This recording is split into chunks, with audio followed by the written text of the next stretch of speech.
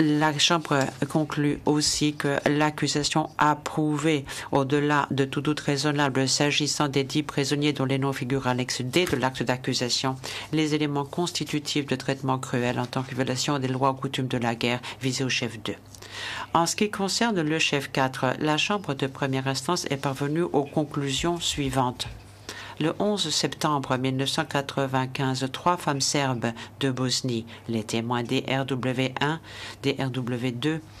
et des RW3, ont été emmenées au camp de Kamenica, mais elles ne faisaient pas partie du groupe de 52 soldats de la VRS dont il vient d'être question. Ces femmes ont été enfermées dans une remise en bois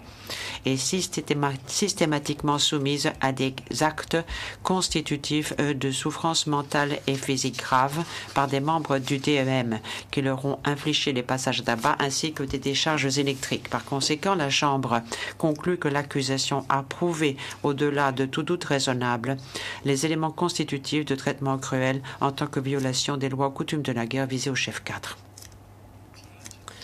La Chambre de première instance va maintenant aborder la question de savoir si Rasim Delic est individuellement pénalement responsable au regard de l'article 7.3 du statut parce qu'il se serait abstenu d'empêcher la commission des crimes que nous venons de décrire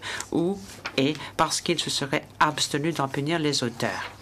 La Chambre va d'abord examiner la question de savoir, premièrement, s'il existait un rapport de subordination entre Rasim Delic et les auteurs de ces crimes. Deuxièmement, si Rasim Delic savait ou avait des raisons de savoir que ces crimes étaient sur le point d'être commis ou l'avaient déjà été, et dans l'affirmative, troisièmement, s'il a pris les mesures nécessaires et raisonnables pour empêcher ces crimes ou en punir les auteurs. En ce qui concerne l'existence d'un rapport de subordination entre Rasim Delic et les auteurs des crimes de Bikochi en 1993, la Chambre de première instance rappelle qu'elle a précédemment conclu qu'il n'avait pas été prouvé au-delà de tout doute raisonnable que les auteurs étaient bien, comme l'affirmait l'acte d'accusation, des moudjahidines du groupe de Polianice. La Chambre de première instance a néanmoins examiné les arguments présentés ou les éléments présentés par l'accusation en vue de prouver que le 8 juin 1993, les moudjahidines de Polianice étaient de facto subordonnés au troisième corps. À cet égard, la Chambre de première instance constate l'absence de preuves précises attestant d'ordre donnés par des unités de l'ABIH aux moudjahidines de Polianice. Plus concrètement, les éléments de preuve montrent seulement que le 8 juin 1993, des moudjahidines du camp de Poljanica ont participé à des combats contre le HVO dans la vallée de la Bina en même temps que des unités de la BIH. De plus, si les éléments de preuve montrent bien que les moudjahidines du camp de Poljanica avaient connaissance de la présence des soldats de la BH et vice-versa, ils ne permettent pas d'établir clairement si ces groupes ont opéré de concert. Par conséquent, la Chambre de première instance n'est pas convaincue que les moudjahidines de Poljanice étaient de facto subordonnés à Rasim Delic. En ce qui concerne les groupes de moudjahidines en général, la Chambre de première instance n'est pas non plus convaincue que ces groupes étaient de facto subordonnés à Rasim Delic. Elle conclut qu'il convient de qualifier le rapport existant entre les groupes de moudjahidines étrangers, quels qu'ils soient, et l'ABIH de rapport de coopération entre entités militaires séparées et indépendantes plutôt que de rapports de subordination des moudjahidines au sein d'une seule structure militaire. La Chambre de première instance a également conclu que les éléments du dossier ne prouvaient pas, au-delà de tout doute raisonnable, que Rasim Delic était déjà commandant de l'état-major principal de l'ABIH au moment des crimes de Bikochi, le 8 juin 1993. Spécifiquement, les éléments montrent que ces meurtres ont été commis au cours de l'après-midi du 8 juin 1993. Alors que la présidence de la République de Bosnie-Herzégovine a élu Rasim Delic commandant de l'état-major principal de l'ABH peu après 14 heures ce jour-là. Ce n'est qu'entre 19 h et 21 h ce jour-là que Rasim Delic a pris ses fonctions. En conclusion, la Chambre de première instance a conclu qu'il n'existait pas de rapport de subordination entre Rasim Delic et les auteurs des meurtres de Bikoshi le 8 juin 1993. Par conséquent, Rasim Delic n'est pas individuellement pénalement responsable au regard de l'article 7.3 du statut du tribunal des crimes perpétrés le 8 juin 1993 à Bikoshi. Face à la question de savoir s'il existait un rapport de subordination entre Rasim Delic et les membres du DEM qui se sont rendus coupables des crimes commis entre juillet et septembre 1995, la Chambre de première instance rappelle que le DEM avait été constitué en tant qu'unité du 3e corps de l'ABIH en vertu d'un ordre signé par Rasim Delic le 13 août 1993. La Chambre de première instance est convaincue qu'à partir du moment où il fut établi en août 1993 jusqu'au moment de sa dissolution en décembre 1995, le DEM était une unité subordonnée de jure au 3e corps de la BIH ou à l'une des unités qui était elle-même subordonnée au 3e corps de la BIH. Rasim Delic étant de jure le supérieur hiérarchique du 3e corps, il s'ensuit que le DEM était de jure subordonné à Rasim Delic. La Chambre de première instance a dû ensuite répondre à l'une des questions fondamentales de l'espèce.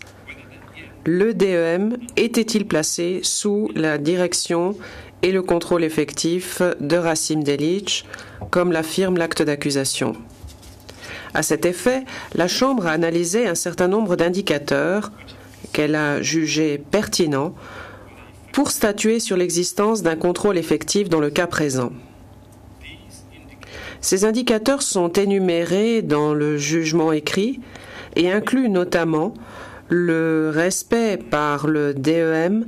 de divers ordres de l'ABIH, la participation du détachement aux opérations de combat de l'ABIH, le niveau d'assistance mutuelle et les relations existantes entre l'ABIH et le détachement, la procédure de compte-rendu suivie par le DEM, les relations du détachement avec les autorités autres que l'ABIH, la capacité d'enquêter sur les membres du DEM et de les sanctionner, les nominations, promotions et décorations accordées aux membres du détachement par l'ABIH et enfin la dissolution du détachement. Sur la base de ces éléments, la Chambre de première instance a conclu à la majorité de ses membres, le juge Moloto étant en désaccord, que l'on avait assisté à une nette amélioration de la structure, de l'organisation, ainsi que de la direction et du contrôle au sein de l'ABIH à partir de la nomination de Rasim Delic au poste de commandant de l'état-major principal le 8 juin 1993 et jusqu'à la dissolution du DEM en décembre 1995 à la fin du conflit armé en Bosnie-Herzégovine. Pour la majorité des juges de la Chambre, au moment de la perpétration des crimes de Livadé et de Kamenica en juillet et en septembre 1995, Rasim Delic bénéficiait d'une position renforcée qui lui permettait d'imposer ses décisions à ses subordonnés et notamment au détachement El Moudjahid et à ses membres. Au cours de l'opération FARTS, menée sous la direction et le contrôle global de Rasim Delic, le DEM, faisant fi des ordres de combat, n'a pas procédé au transfert des prisonniers qu'il avait fait dans les rangs ennemis. Ces derniers ont ensuite été l'objet des crimes commis par les membres du DEM en juillet, août et septembre 1995. Des officiers de la BIH se sont vus refuser l'accès à ces prisonniers au cours de leur détention au camp de Kamenica. Plusieurs témoins ont estimé que l'on ne pouvait rien faire pour mettre au pas le DEM,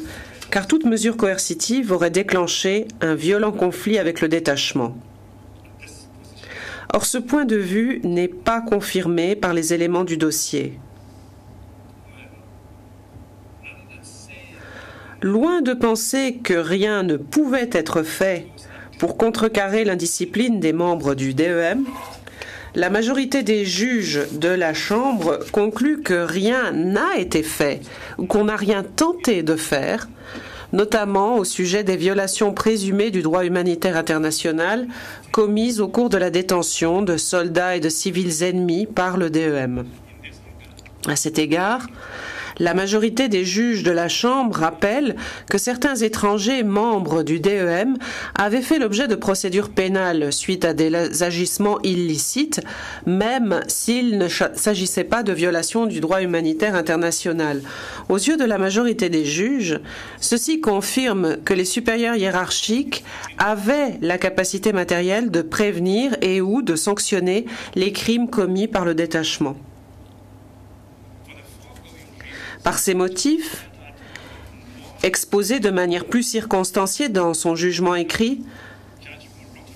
la Chambre de première instance, à la majorité de ses membres, le juge Moloto étant en désaccord, conclut au-delà de tout doute raisonnable que Rassim Delic exerçait un contrôle effectif sur le détachement El Moudjahid au cours de la procédure allant correction de l'interprète, au cours de la période allant de juillet à décembre 1995. En conséquence, la majorité des juges de la Chambre est convaincue qu'il existait une relation de subordination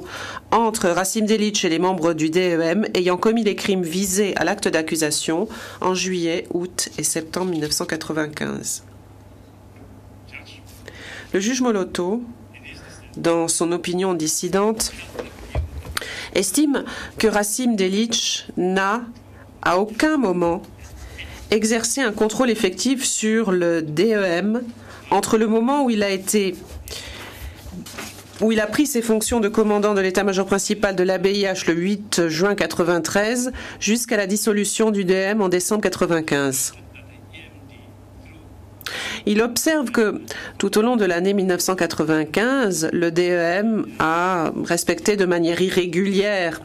les ordres de l'ABIH et a subordonné sa participation au combat à certaines exigences. Le DEM exécutait les missions qui lui étaient confiées par l'ABIH lorsqu'il choisissait de le faire. Les éléments du dossier montrent que tout ordre de l'ABIH était précédé d'un accord, entre guillemets, avec le DEM. Selon le juge Moloto, ceci n'est pas compatible avec l'existence d'un système de direction et de contrôle. Le juge Moloto relève également que, pour conclure que Rassim Delic exerçait un contrôle effectif, la majorité des juges s'est appuyée sur le fait qu'il n'avait pris aucune mesure contre le DEM alors qu'il aurait pu le faire. Il fait respectueusement valoir que, vu la totalité des éléments du dossier, l'inaction de Rassim Delic ne fait que confirmer l'absence de contrôle effectif de sa part. À cet égard, il rappelle que même s'il est arrivé à l'ABIH d'entamer des enquêtes sur les membres du DEM, toutes les tentatives entreprises pour sanctionner les membres du DEM pour leurs agissements criminels ont été vouées à l'échec. Le juge Moloto fait respectueusement valoir que la majorité des juges de la Chambre n'a pas montré concrètement que Rassim Delic avait la capacité matérielle de sanctionner les membres du détachement El Moudjahid.